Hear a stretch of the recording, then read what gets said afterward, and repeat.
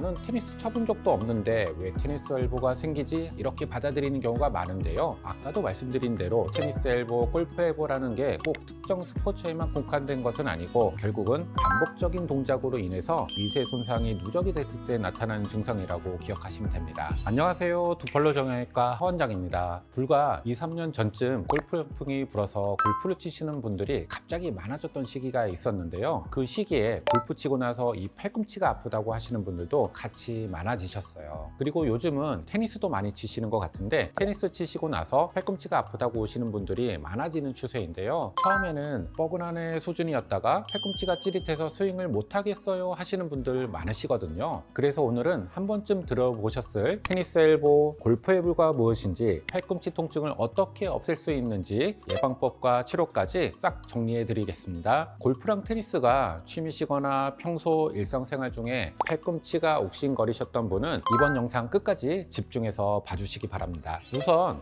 팔꿈치 통증의 대표적인 두 가지 유형이 바로 테니스 엘보, 골프 엘보입니다. 이름만 들었을 때는 테니스 치다가 아프면 테니스 엘보고 골프 치다가 아프면 골프 엘보 아니야? 싶겠지만 사실은 그렇지 않습니다. 테니스 엘보의 정식 명칭은 외측 상가염이라고 해서 팔꿈치 바깥쪽 돌출 부근에 힘줄에 염증이 생기는 것이고, 골프 엘보라고 하는 것은 안쪽 돌출 부근에 염증이 생긴다고 해서 내측 상가염이라고 합니다. 이게 왜 생기냐면 테니스 엘보는 보통 손목을 뒤로 꺾는 동작을 반복할 때 바깥쪽 근육에 무리가 가는 것이고, 골프 엘보는 손목을 구부리는 동작을 반복할 때 안쪽이 과사용되면서 주로 문제가 생깁니다. 그래서 꼭 테니스나 골프를 치는 사람이 아니더라도 갑자기 팔꿈치가 바깥이 찌릿하네 또는 안쪽이 시큰거리네 하면서 염증이 생길 수 있다는 것이죠. 그리고 그런 분들이 생각보다 꽤 많습니다. 특히 직장에서 하루 종일 이 컴퓨터 마우스를 잡고 계시는 분들, 아니면 무거운 짐을 자주 들거나 반복적으로 손목을 쓰시는 요리사 또는 미용사분들, 심지어는 육아하시는 부모님들 중에서도 아기 안으랴, 젖병 준비하랴 손목과 팔꿈치를 혹사하다가 팔꿈치 통증을 호소하곤 합니다. 그래서 그런 분들이 이 테니스 엘보가 생기면 나는 테니스 쳐본 적도 없는데 왜 테니스 엘보가 생기지? 이렇게 받아들이는 경우가 많은데요. 아까도 말씀드린 대로 테니스 엘보, 골프 엘보라는 게 꼭 특정 스포츠에만 국한된 것은 아니고 결국은 반복적인 동작으로 인해서 미세 손상이 누적이 됐을 때 나타나는 증상이라고 기억하시면 됩니다. 그럼 어떻게 증상을 알 수 있느냐? 간단히 집에서 자가 진단할 수 있는 방법으로는 팔꿈치 안이나 바깥 중 한쪽이 욱신거린다 또는 손목에 힘을 줄 때 짜릿하다, 물건을 쥐거나 컵을 들어 올리는 것조차 힘들다 싶으면 이 팔꿈치 문제를 의심해 봐야 합니다. 손목을 돌리는 동작을 할 때 아파서 더 못 돌리겠는데 싶은 느낌이 들면 테니스 엘보일 가능성이 높고요. 손목을 구부릴 때 안쪽이 아프면 골프 엘보일 가능성이 높습니다. 그리고 통증이 있는데도 귀찮다고 병원을 안 가시고 홈롤러나 마사지, 지압으로 풀려고 하시는 분들이 계신데, 통증이 계속되는 상황에서 무리하게 누르고 문지르면 오히려 이곳에 있는 염증이 더 심해질 수가 있어요. 오히려 무리하게 압력을 가하는 것보다는 온찜질을 해주면서 휴식을 잘 취하시거나 스트레칭을 조금씩 해주시는 게 좋습니다. 제일 좋은 건 손 사용을 안 하시는 거죠. 그리고 팔꿈치가 아프면 자세를 좀 바꿔서 마우스 잡는 자세나 손목을 쓰는 방식을 바꿔보시려고 할 텐데, 당연히 정상적인 자세는 아니다 보니 오히려 이 손목이나 어깨, 심지어 목까지 긴장시키면서 또 다른 통증을 유발하는 악순환도 많이 받습니다. 이 팔꿈치가 아프니까 어떻게든 팔꿈치를 덜 써야지 하는 마음은 이해를 하지만 그 상태로 치료를 하지 않고 장시간 일을 계속하면 결국은 다른 관절이나 근육에 무리가 갈 수밖에 없고, 염증이 조금씩 누적이 돼서 어느 날부터는 문고리 하나 돌리는 것조차 아프게 돼서 그제서야 병원 오시고는 합니다. 결국 통증은 처음 가볍게 시작되더라도 방치하면 악화되고, 악화될수록 재활에 드는 시간과 노력과 비용이 배가 된다는 게 핵심이기 때문에 혹시라도 내 팔꿈치를 누를 때 찌릿하거나 물건을 들 때 유독 저항감이 느껴지면 병원에 빨리 가셔서 원인을 확인하고 그에 맞는 치료를 받으시는 게 좋습니다. 아주 경미한 단계에서 스트레칭이나 보호대 착용, 생활 습관 교정 같은 간단한 조치를 해주면 금방 나아지는데, 조금만 더 참고 버티면 괜찮아지겠지라고 미루다 보면은 나중에는 이 수술적인 치료가 불가피할 수도 있습니다. 이제 간단히 팔꿈치 통증이 있을 때 스트레칭하는 법에 대해서 알려드릴 건데요. 우선 이 테니스 엘보, 외측 상가염에 대한 스트레칭 방법을 알려드릴게요. 첫 번째로 통증 있는 손을 앞으로 쭉 뻗어주시고요. 뻗은 손을 90도로 꺾어주시고 이 반대 손으로 뻗은 손목을 꺾어서 지그시 눌러줄게요. 10초 정도 눌러주시면 되고 약 10회 정도 반복해 주시면 좋습니다.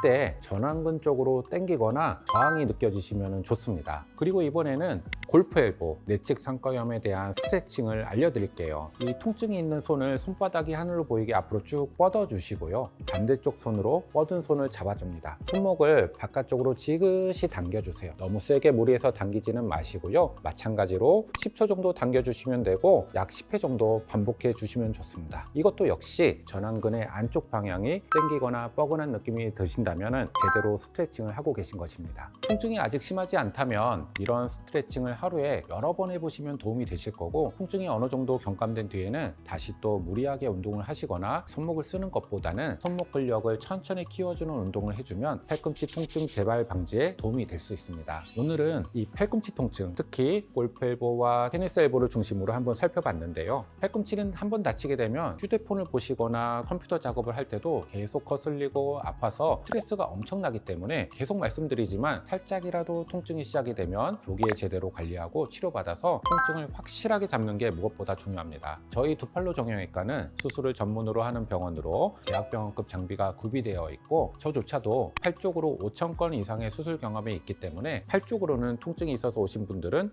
저희 병원에서 정확한 진단과 체계적인 치료가 가능합니다. 또 내시경 장비를 활용한 최소 침습 절개 수술로 회복 기간도 훨씬 빠릅니다. 그래서 부상이 생기고 빨리 복귀하고 싶으시거나 다시 예전 컨디션으로 돌아가고 싶으신 분들이 저희 병원에 오셔서 빠르게 치료하시고 일상생활로 복귀하고 있습니다. 그러니 만약 팔꿈치 통증 때문에 일상까지 힘들어지면서 미루고 망설이지 말고 편하게 병원으로 찾아와 주세요. 제가 여러분의 문제를 확실하게 해결해 드리겠습니다. 추가로 궁금하신 점 있으면 댓글 남겨주시고요. 지금까지 두팔로 정형외과 하원장이었습니다. 감사합니다.